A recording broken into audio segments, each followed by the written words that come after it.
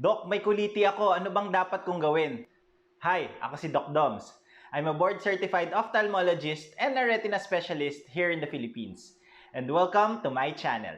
And for today's video, pag-usapan naman natin kung ano nga ba ang kuliti. But before we proceed, please don't forget to hit that subscribe button and turn on that notification bell for more medical and eye contents. Tara, let's discuss. Ano nga ba ang kulite? Ang kulite ay ang pinaka-common na inflammatory lesion or bukol sa eyelids natin. May dalawang klase ng kulite, yung hordeolum or mas kilala sa tawag na stye at yung chalazion. Ang stye or yung hordeolum ay isang maliit na bukol na tumutubo sa base ng eyelashes natin. Ito ay usually mapula at masakit, para itong pimple sa eyelid natin. Ang kadalasang cause nito ay bacterial infection dun mismo sa hair follicle or dun sa oil glands na nagpo-produce ng oil para sa ating mga luha. Pwede ka rin makaramdam ng parang may maga at may pangangati. Ang chalazion naman ay isang bukol din sa eyelids na dahil naman sa obstruction or pagkabara dun sa oil glands na nagkokos ng pagbukol nito. Actually, ang chalazion ay pwede magsimula sa hordeolum. Kung sa hordeolum ay makakaramdam ka ng sakit, sa chalazion naman ay kadalasan wala kang mararamdaman na sakit dito or kung meron man ay konti lamang. So ano ang mga simptomas na pwedeng maramdaman? Sa hordeolum or stye ay nabanggit na natin na pwede magkaroon ng mapulang bump or bukol sa eyelids natin na kadalasan ay masakit at minsan ay may pamamaga. Pwede rin magkaroon ng parang puti or parang puputok na nana sa gitna ng bukol. Pwede ka rin makaramdam na parang may something or mabigat na hindi komportable sa mata mo. At kung minsan naman ay parang mangangati ito na gustong-gusto mo nang kusutin. At pwede rin maging sensitibo sa ilaw at magkaroon ng pagluluha. Sa chalazion naman ay makakakita ka rin ng parang bukol sa talukap na kadalasan ay hindi masakit or walang pamamaga.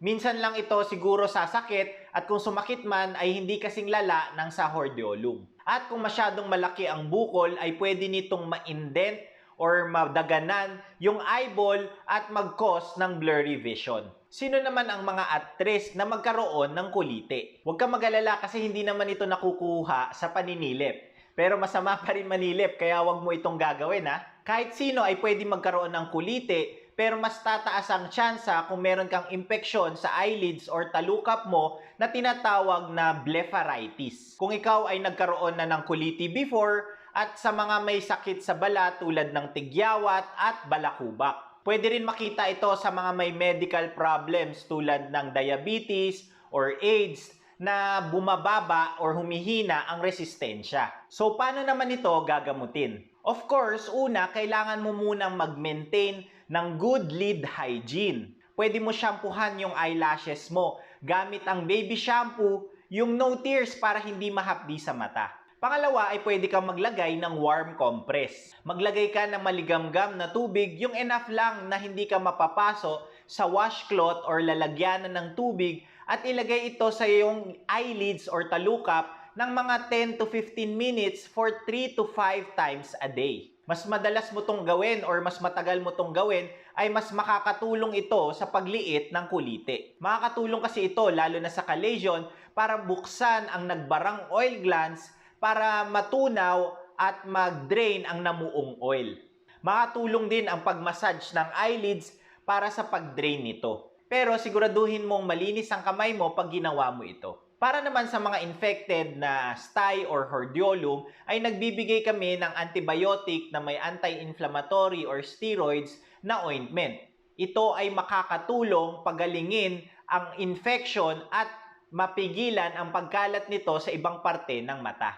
Pero paalala, kailangan nyo muna magpa-check up sa inyong mga doktor dahil kailangan ng reseta sa mga gamot na ito. Pag sobra naman ng pamamaga, ay pwede mag-inject ng anti-inflammatory or steroids doon sa kuliti mismo para makatulong sa pamamaga. At kung hindi na kayang pagalingin ng mga gamot, ay kailangan na siguro itong operahan or hiwain para ma-drain ang laman ng kulite. Lalo na kung nakakaapekto na ito sa iyong paningin. At kung paulit-ulit naman ng kulite, ay baka kailangan naman natin mag-biopsy na kung saan ay kukuha ng sample sa ooperahang kulite at ipapasa ito sa laboratorio para ma-examine under the microscope para makasigurado tayo na hindi ito dala ng mga mas malalang sakit sa mata tulad ng malignant or cancerous na bukol.